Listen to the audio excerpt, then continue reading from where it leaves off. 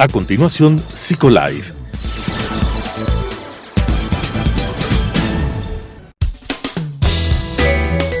Clasificación A. Apto para todo público.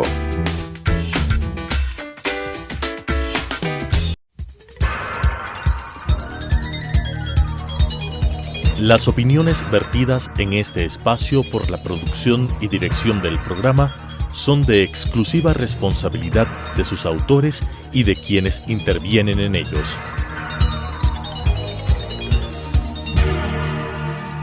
Telesucesos Canal 29 UHF presenta Psicolife. Psicolife no es solo un programa, es una comunidad de personas comprometidas con el bienestar emocional y la búsqueda constante de un mejor equilibrio interior.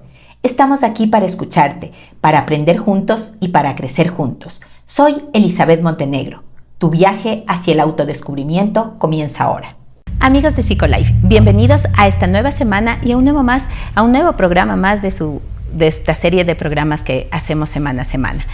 En el ciclo Sierra iniciamos ya las clases la semana pasada, algunos colegios están integrándose en el transcurso de esta semana y otros integrarán también las próximas semanas. Y hemos visto tan importante el ir desarrollando diferentes temas que sean de suma utilidad para ustedes en lo que se refiere a entregarles herramientas, a hablar sobre temas que tienen que ver con el aprendizaje, con el bienestar emocional de los estudiantes y cómo como familias podemos acompañar en este proceso. Y también obviamente los educadores que tienen un rol importantísimo en ese sentido. Y hoy vamos a hablar de algo muy importante, y es que el cerebro definitivamente es el órgano que comanda cada una de nuestras funciones, tanto desde nuestras conductas como nuestras funciones también en los niños, y en los adolescentes en lo que se refiere al aprendizaje. Y para eso hoy contamos con la grata presencia del doctor Rafael Martínez Mori. Él es un médico ecuatoriano, magíster en gestión educativa y candidato a PhD en educación. Tiene amplia experiencia en capacitación y traducción científica y es autor del libro El cerebro que aprende, neurociencias y educación. El mismo que aporta un punto de vista muy particular, ya que su perfil muestra una sinergia entre la medicina y la educación, brindando una perspectiva singular a su libro. Y hoy justamente que queremos hablar del cerebro y el aprendizaje, le hemos invitado al doctor para que él nos comente sobre su libro y aquellos aspectos tan importantes que considera en él vinculados con el aprendizaje. Doctor, bienvenido, saludos a Guayaquil, usted está por allá, sí. Y qué gusto poder contar con usted ahora en Psicolife. Sí, buenas tardes, doctora, muchas gracias por la invitación. Estoy muy contento por poder presentar esta obra que he realizado sobre neurociencias y educación. El libro habla sobre cómo el cerebro aprende, no solo el cerebro de los niños, porque si bien los niños tienen una etapa de gran aprendizaje, los adultos también somos capaces de adquirir nuevas habilidades, aprender idiomas, a realizar nuevos deportes, instrumentos musicales. Son muchas las actividades que pueden hacer que en nuestro cerebro se realicen conexiones, o también llamadas sinapsis, entre las neuronas. Entonces el libro nos habla sobre eso, cómo el cerebro forma conexiones en base a la experiencia. Y dentro de este proceso indiscutible del neurodesarrollo, inicia desde antes del nacimiento y termina cuando termina la vida de las personas. Pero usted me contaba cuando hablábamos justamente sobre el programa, usted me comentaba que en el libro hay aspectos muy importantes que se vinculan específicamente con que tanto padres como educadores puedan entender cómo se da ese proceso de aprendizaje, qué es lo que hace el cerebro. Nos decía hace un momento estas conexiones, estas redes sinápticas que se van dando para aprender. ¿Qué influye para que ese aprendizaje, por ejemplo, en algunos estudiantes se dé de una mejor manera y en otros se dificulte un poco? Claro, hay varios puntos importantes. Uno de ellos, aunque no sea siempre considerado, es la calidad del sueño. Porque cuando dormimos, la memoria se traslada de memoria a corto plazo a memoria a largo plazo. Por ese motivo es que uno dice, para rendir un examen tengo que estar bien dormido, tengo que estar bien descansado. Evidentemente, este es un factor muy importante. Otro punto interesante e importante en la educación es que el cerebro tiene que estar, o sería mejor que esté en un estado de relajación, porque el cerebro puede estar o estresado o relajado. Cuando estamos estresados podemos aprender, sí, pero no es tan profundo el aprendizaje, la cantidad de conexiones no va a ser tan amplia como si estuviéramos en un estado de relajación, a gusto. Sí, todos hemos tenido tal vez experiencias con profesores muy estrictos que nos hacían sentir alto estrés, y hemos tenido también experiencias con profesores muy amables, que nos permitían un acercamiento más íntimo hacia la materia. Entonces, esto de aquí permite, siempre que el entorno de aprendizaje esté de manera relajada, esto permite un mayor aprendizaje para el estudiante. Usted habla, y ha mencionado en algunas partes de su intervención, de la experiencia. ¿A qué nos referimos cuando hablamos de experiencia y qué papel tiene eso en el aprendizaje? Sí, justamente la experiencia viene a ser la vivencia que uno ha adquirido y que se impregna en el sistema nervioso. Cuando yo veo algo, aprendo algo, mi cerebro lo observa, mi cerebro lo analiza y luego lo interpreta haciendo conexiones. Si es que yo veo en un libro una información muy interesante, lo va a captar mis ojos, lo va a captar mi corteza visual. Luego esa corteza visual va a enviar esta información a muchos sitios en el cerebro en donde se va a determinar si la información es importante o es irrelevante. Si es importante, esta información se guarda en un sitio que se llama el hipocampo, que es fundamental para las memorias a corto plazo. Y luego que pase el día y entre la noche, al dormir, esta información importante que yo vi en un libro, que guardé temporalmente en mi hipocampo, va a trasladarse a la memoria a largo plazo.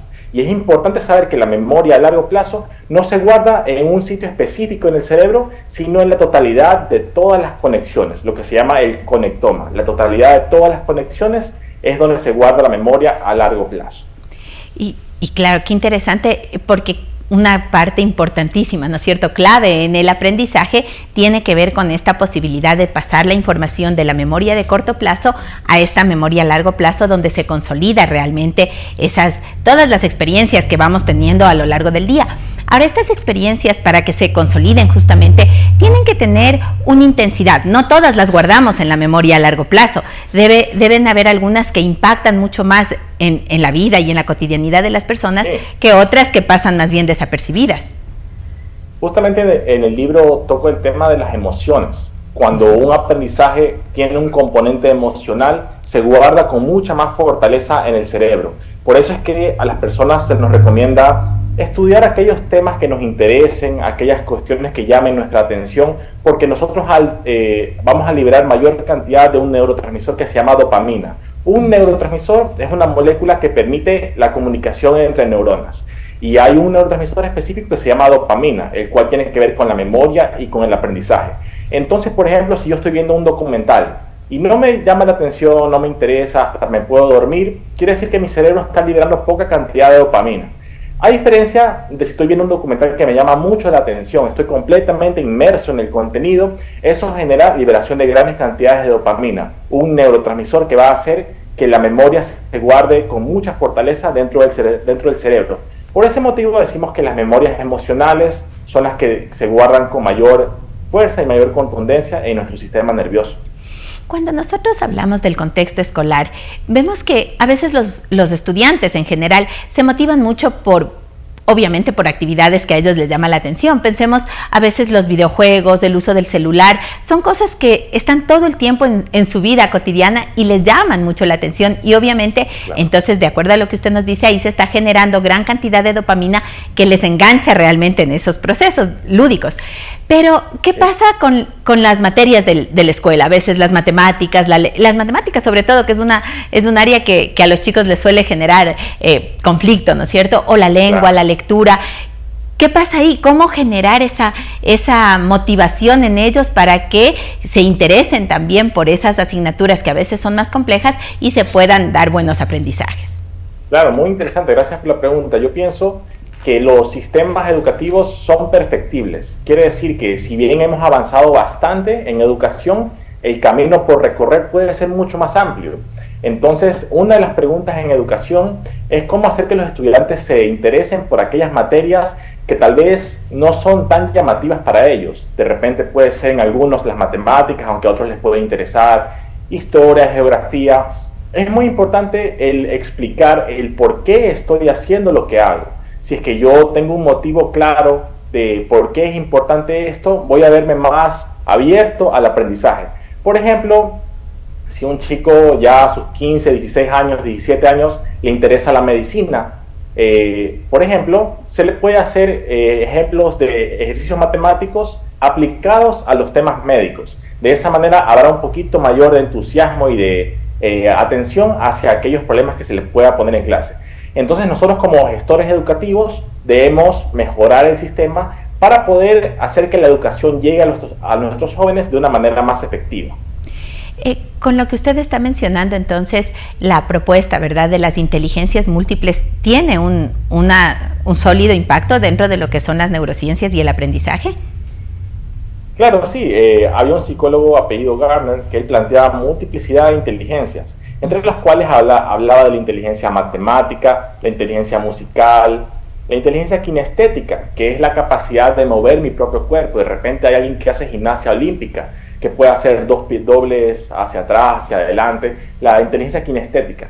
La inteligencia social, también hay personas que son muy aptas para poder entablar conversaciones, hacer amigos. Hay otras personas que tienen menor en esta destreza.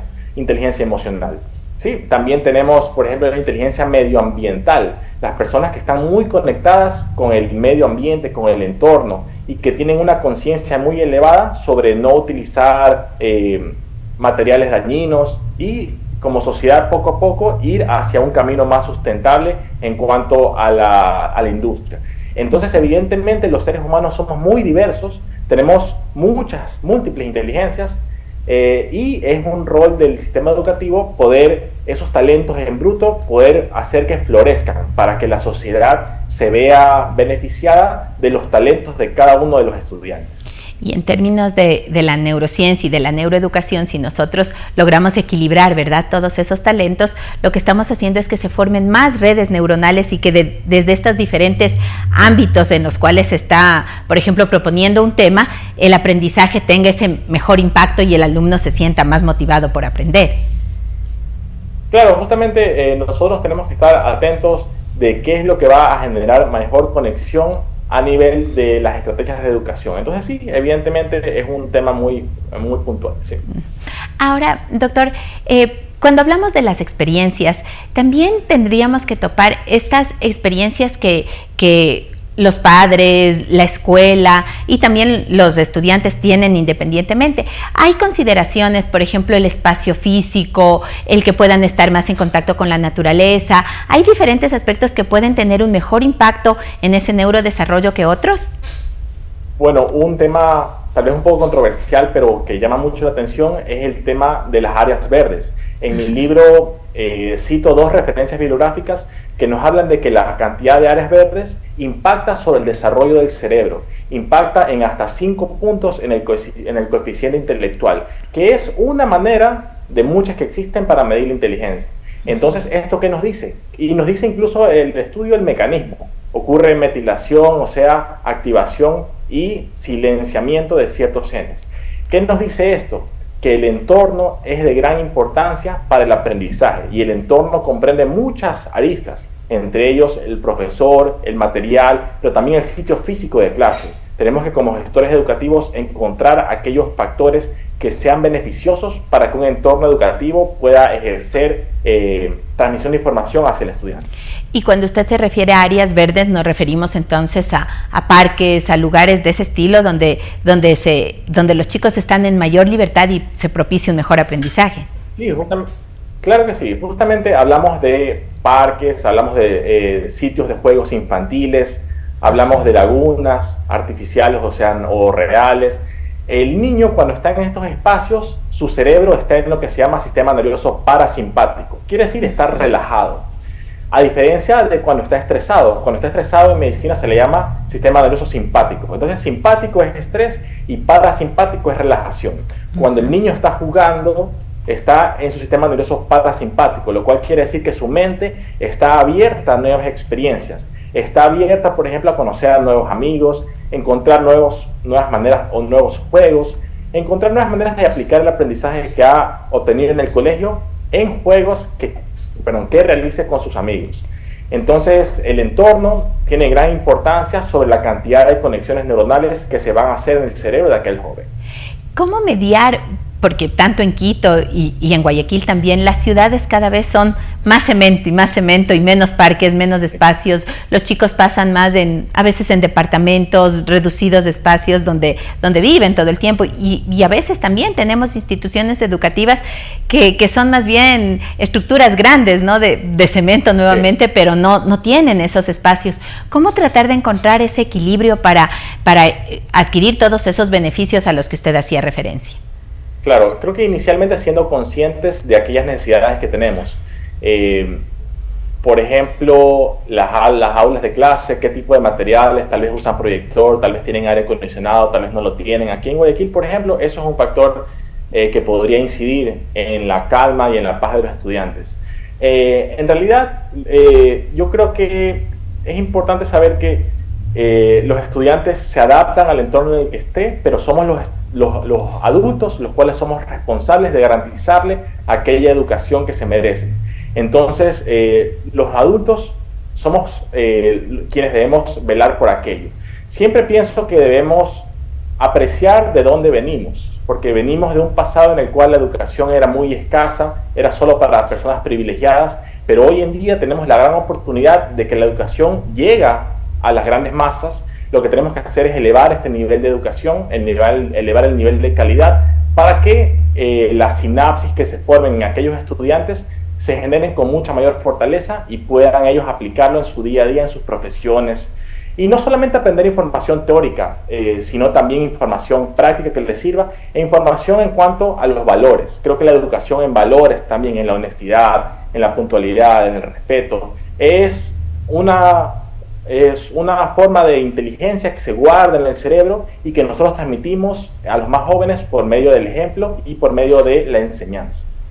Con todo lo que usted nos está mencionando, doctor, es como que vamos aterrizando cada vez más el conocimiento sobre el cerebro y sobre la importancia que él tiene en la vida cotidiana de las personas. Antes se podría pensar que eso era algo reservado exclusivamente para los médicos y algo tan complejo de comprender, pero dar este tipo de acercamientos, como usted lo ha hecho, a los padres, a los educadores, nos va haciendo comprender realmente cuál es lo importante o qué importante es el conocer el cerebro y conocer cómo aprende.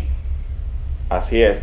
Sí, es fascinante porque la neurociencia nos permite una ventana para conocer cómo el cerebro integra aprendizaje, cómo lo que nosotros vivimos se transforma en conexiones cerebrales y cómo estas conexiones cerebrales van a impactar en la manera como nosotros vivimos y vemos el mundo. En los primeros años de vida, el niño va formando su idea de si el mundo es un sitio hostil o si el mundo es un sitio amable, lleno de oportunidades. Entonces es muy importante para los padres, especialmente durante los primeros 4 años de vida, permitir un acercamiento para que los niños puedan formar todo este sistema de creencias de tal manera que puedan avanzar sin problemas en el transcurso de sus vidas. Ahora, usted nos ha hablado de experiencias, nos habla del ejemplo, de darles todas estas posibilidades para ir enriqueciendo sus posibilidades de aprendizaje. Pero a veces se llega como, sobre todo en las épocas de la infancia, ¿no? Y de la niñez, parecería que hay una carrera de los padres porque aprendan a leer más temprano, porque hay que llenarles de actividades extracurriculares, pensando justamente en esta plasticidad cerebral. Entonces, como que si en los primeros años aprovecho todo eso, después voy a tener un hijo genio. No necesariamente es así. ¿Cómo equilibrar esa balanza entre saturar de estímulos a los chicos y abrirles realmente estos espacios de aprendizaje? Sí, todos queremos sacar el jugo a la educación que estamos dándole a nuestros hijos. Pienso que debemos primero que nada escuchar qué materias les gustan, qué no les gustan, no obligarlos porque al obligarlos estamos generándole estrés en su cerebro, y el estrés no siempre es malo. El estrés, siempre y cuando esté en una cantidad y una intensidad adecuada, sí es beneficioso. Eso se llama euestrés, buen estrés. Euestrés es el estrés que me fortalece. Por ejemplo, si yo practico un deporte, me preparo por una competencia, eso es estrés y ese estrés me fortalece. Pero si el estrés es excesivo y es demasiado duradero, eso ya se transforma en distrés, estrés perjudicial. Entonces sí es como una cuerda floja, cómo podemos generar un euestrés sin pasar al distrés en nuestros estudiantes. también creo que es importante que los compañeros con los que ellos se desarrollen estén a un nivel parecido en cuanto al deporte, la actividad extracurricular, para que el niño se pueda sentir integrado. Entonces hay dos factores importantes que le menciono. Por ejemplo, uno es permitir que los niños elijan sus actividades extracurriculares, y dos, asegurarnos que el grupo en el que estén sea homogéneo para que pueda desarrollarse adecuadamente. Ahora sabemos, y las neurociencias también nos aportan cada vez más información respecto a la neurodiversidad, y sabemos que cada cerebro es diferente y que cada cerebro aprende de una forma diferente, y aquí esto es un reto para las instituciones educativas, porque implica el dejar de igualar a todos para atender a esta diversidad. ¿Cómo se entiende eso ya en el ámbito escolar o en las familias específicamente? Sí, de hecho cada cerebro tiene muchas diferencias. ¿Por qué? Porque el cerebro tiene de 87.000 a 100.000 millones de neuronas. Estas neuronas van a conectarse según la experiencia que nosotros hayamos tenido. Si nosotros hemos aprendido algún deporte, alguna actividad científica, artística, etc. Entonces, para nosotros maximizar esta cantidad de conexiones neuronales, tenemos que exponernos a muchos tipos de actividades para que podamos llegar a ese máximo de nuestro potencial. Doctor, bueno, realmente contar con un libro sobre el cerebro, sobre el aprendizaje nuestro, desde nuestras propias vivencias, desde nuestras propias realidades, yo creo que es un tesoro en realidad, no solamente para los profesionales que estamos vinculados en el ámbito de la educación, de la neuroeducación, sino también para todas las personas en general. ¿Hay algún otro aspecto que en su libro se tope? Todavía no lo hemos podido leer, todavía sé que está calentándose, ¿no es cierto?, listo para salir al público. ¿Hay algún otro proceso interesante en su libro que usted pueda compartir con las demás personas? Bueno, dos cosas importantes. Uno es la epigenética, el estudio de cómo nuestros genes, nuestra información genética se activa o se inhibe según la experiencia. La epigenética nos permite activar muchas habilidades siempre y cuando nos desarrollemos en alguna área. Entonces esa sería una, y la otra sería meternos en aquella actividad que nos va a beneficiar. Porque esto permitiría que el cerebro vaya formando conexiones. Es muy importante saber que el cerebro tiene dos hemisferios, tiene el hemisferio derecho y el hemisferio izquierdo. El hemisferio izquierdo tiene mucho que ver con los cálculos, con las matemáticas, con la información puntual, mientras que el cerebro derecho tiene que ver mucho con la información abstracta, con la imaginación, con la intuición. Entonces, haciendo una sinergia entre estas dos partes del cerebro, podemos tener un juicio adecuado que nos permitirá avanzar en nuestra vida. Bueno, y el tiempo se nos va acabando y no quiero despedirme de usted sin antes pedirle que por favor comparta con nuestros amigos televidentes dónde pueden adquirir su libro, porque creo que va a ser un material muy importante. Claro, el libro está en preventa, quiere decir que aún no está en librerías, pero con mucho gusto lo pueden adquirir mediante un mensaje de WhatsApp. El número de WhatsApp es el 097-864-3016. Lo digo una vez más, es el 097-864-3016. El libro se llama El cerebro que aprende, neurociencias y educación. Y mi nombre es Rafael Martínez Mori y estoy para servirles en todo este tema de información médica porque me mueve mucho, me apasiona y creo que es de gran importancia para aplicación en el día a día. Muchas gracias, doctor. Qué gusto haber compartido con usted este espacio y poder acercar un poco más a nuestros queridos amigos televidentes a este fascinante mundo del cerebro que nos permite comprender no solo los aprendizajes, sino en general cómo somos las personas y acercarnos cada vez de una mejor manera. Amigos televidentes, agradecerles por acompañarnos semana a semana a través de Psicolife, invitarles a que nos sigan a través de nuestras redes sociales, a través de Facebook y de Instagram en Psicolife BC.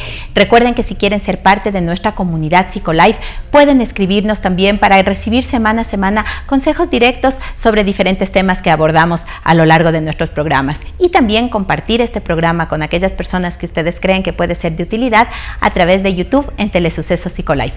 Los esperamos este día viernes a las 10:30 de la mañana en el programa y su reprise los domingos a las 9 de la mañana. Nos vemos la próxima semana. Las opiniones vertidas en este espacio por la producción y dirección del programa son de exclusiva responsabilidad de sus autores y de quienes intervienen en ellos. Telesucesos, Canal 29, UHF. Psicolife. Psicolife no es solo un programa, es una comunidad de personas comprometidas con el bienestar emocional y la búsqueda constante de un mejor equilibrio interior. Estamos aquí para escucharte, para aprender juntos y para crecer juntos. Soy Elizabeth Montenegro. Tu viaje hacia el autodescubrimiento comienza ahora.